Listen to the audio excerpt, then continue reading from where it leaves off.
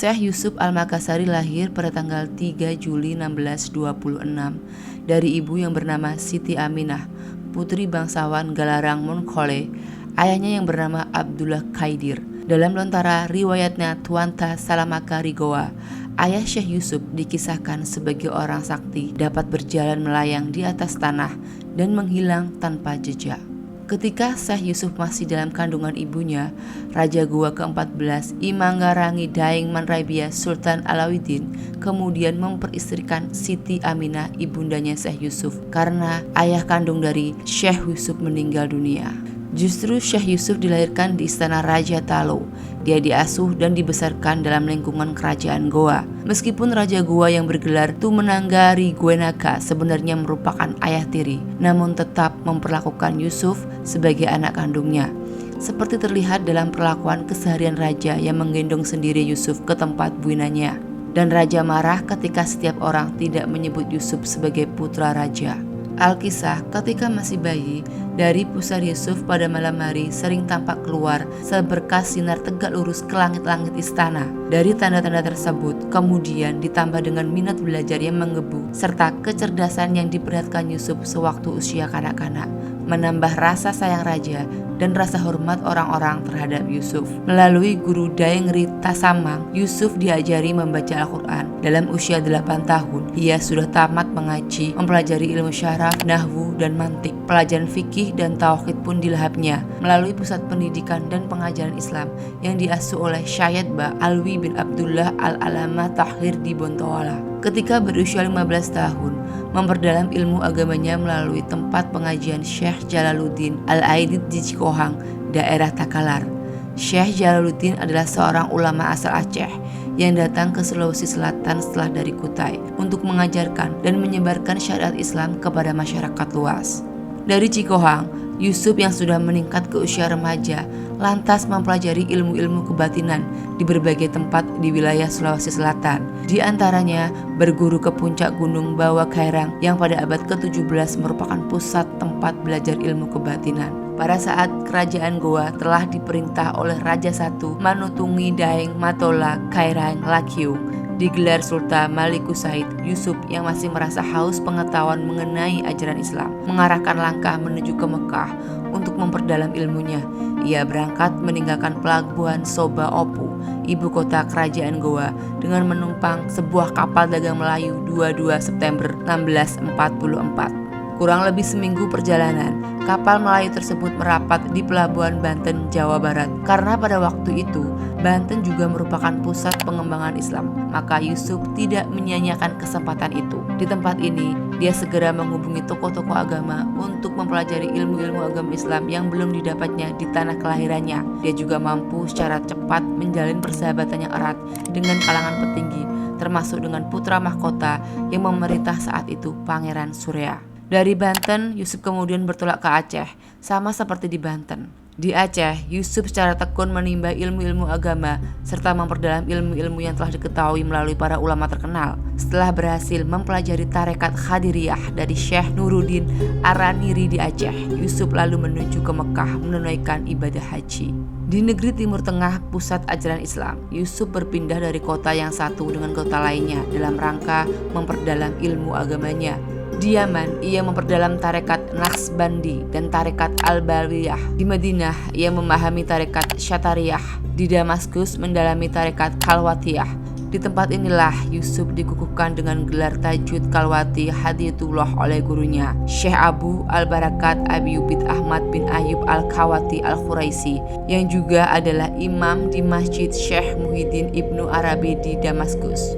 Selain ilmu-ilmu yang telah disebutkan tadi dalam pengembaraannya, Yusuf juga mempelajari tarekat-tarekat Sufi, Zukiyah, Zaliyah, Hazidiyah, Rifaiyah, Al-Izriyah, Ahmadiyah, Zugrawiyah, Maulawiyah, Khubariyah, Madraliyah, dan Makduniyah. Yusuf diperkirakan bertolak ke Timur Tengah pada tahun 1649 dan kembali ke tanah air pada tahun 1664 atau setelah memperdalam ilmu selama 15 tahun di pusat ajaran Islam negeri Arab tersebut. Ketika di Mekah, Syekh Yusuf menikahi Siti Hatijah, putri Imam Masjid Haram, Imam Syafi'i. Ia memperoleh keturunan seorang anak yang diberi nama Siti Samang dan istrinya kemudian meninggal dunia. Dalam perjalanan pulang, sesuai alur perjalanan dari Timur Tengah, kala itu Syekh Yusuf mampir lagi di Banten. Sahabatnya, Pangeran Surya, telah memegang kendali kekuasaan Kesultanan Banten, bergelar Sultan Ageng Tirtayasa. Kedatangan kembali Syekh Yusuf di Banten disambut hangat sahabat dan masyarakat, karena sebelum kembali ke Banten, kehebatan Syekh Yusuf telah tersebar luas di masyarakat. Melalui cerita-cerita yang dibawa oleh para jemaah haji asal Banten, masyarakat Banten kala itu menghormati Syekh Yusuf sebagai ulama tasawuf atau syekh tarikat.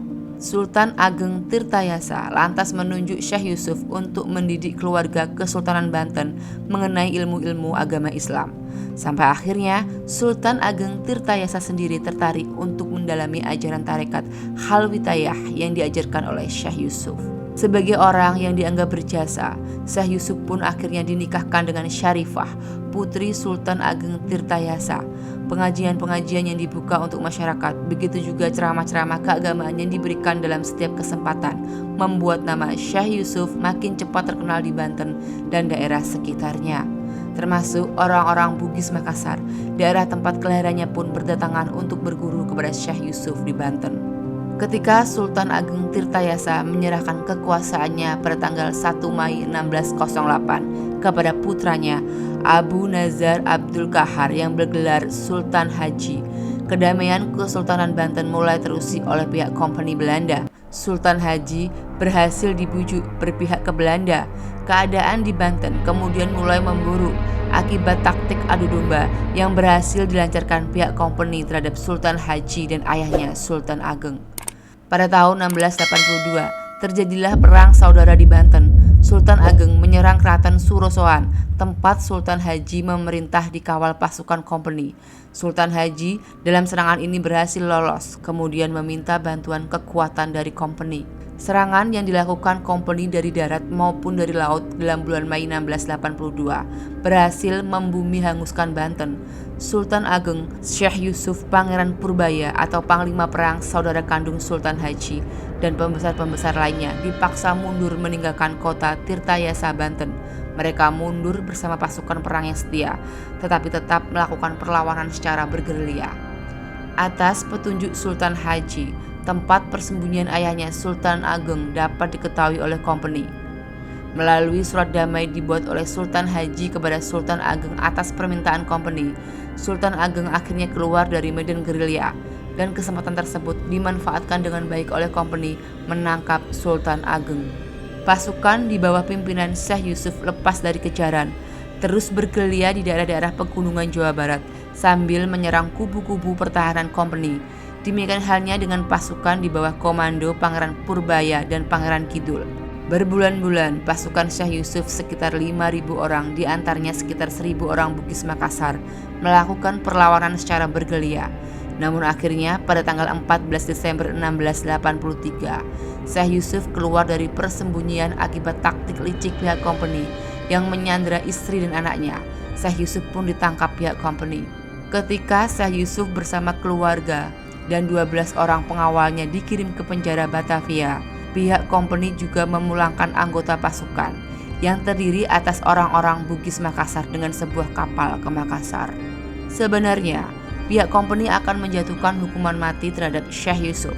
Tetapi sebelum rencana hukuman mati tersebut dilaksanakan, muncul protes dan reaksi yang menentang dari masyarakat dunia. Di antaranya datang dari Sultan Aurangzeb di India, sehingga hukuman mati digantikan dengan hukuman pembuangan seumur hidup ke Ceylon, Sri Lanka. Sebelum Syekh Yusuf bersama keluarganya diasingkan ke Ceylon, ada utusan dari Raja Goa Sultan Abdul Jalil menemui pemerintahan Belanda di Batavia, memohon agar Syekh Yusuf dikembalikan ke Makassar, tetapi permohonan tersebut tidak dikabulkan.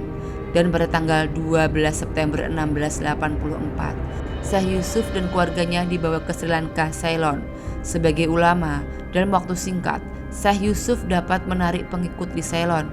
Di tempat pengasingan tersebut, dia mengajarkan ilmu syariat dan tasawuf yang sangat diminati, termasuk murid-muridnya berdatangan dari India dan Sri Lanka. Orang-orang Indonesia yang melakukan perjalanan haji dengan kapal laut, kala itu banyak yang menempatkan diri atau singgah belajar ilmu-ilmu keagamaan pada Syekh Yusuf di Ceylon. Dalam kesempatan ini, Syekh Yusuf juga dengan semangat kesatrianya tetap mengorbankan semangat untuk melakukan perlawanan terhadap penjajahan Belanda di tanah air. Di daerah ini juga beliau banyak bertemu dengan para ulama dari berbagai negara Islam. Bahkan salah satu ulama dari India juga meminta kepada Syekh Yusuf untuk menulis buku tentang ilmu tasawufnya. Dan buku ini berjudul Kafiyat al-Tasawuf. Setelah 9 tahun, Syekh Yusuf berada di Sri Lanka karena kegigihan beliau dalam menyebarkan agama Islam. Belanda pun mulai mencurigainya dengan tuduhan menghasut pemberontakan rakyat di Hindia. Hingga pada akhirnya pada bulan Juli tahun 1693, Belanda memutuskan untuk mengasingkan Syekh Yusuf dan beberapa pengikutnya ke tempat yang lebih jauh lagi, yaitu di Cape Town, Afrika Selatan. Mereka diberangkatkan menggunakan kapal The Voetbok, kemudian ditempatkan di Zandvoort atau Madagaskar. Kedatangan Syekh Yusuf di Afrika Selatan disambut baik oleh Gubernur William Andrian. Di tempat pengasingan di Afrika Selatan, Syekh Yusuf tetap mampu memperlihatkan kehebatan dan kebesarannya sehingga menarik banyak pengikut. Syekh Yusuf tersohor di Afrika Selatan sebagai pembawa ajaran Islam pertama bagi orang-orang di benua kulit hitam. Dari hal tersebut, akhirnya mereka mendirikan komunitas muslim di Cape Town yang hingga pada saat ini orang yang memeluk agama Islam mencapai 600.000 orang. Selama 6 tahun, Syekh Yusuf berada di wilayah Cape Town berkat dedikasinya. Nelson Mandela atau mantan Presiden Afrika Selatan menyebut bahwa Syekh Yusuf adalah seorang putra Afrika terbaik. Syekh Yusuf wafat pada tanggal 23 Mei 1699 di usia 73 tahun. Jenazahnya sempat dikebumikan di Zandvoort, kini Makassar, kota kecil yang terletak di timur Cape Town.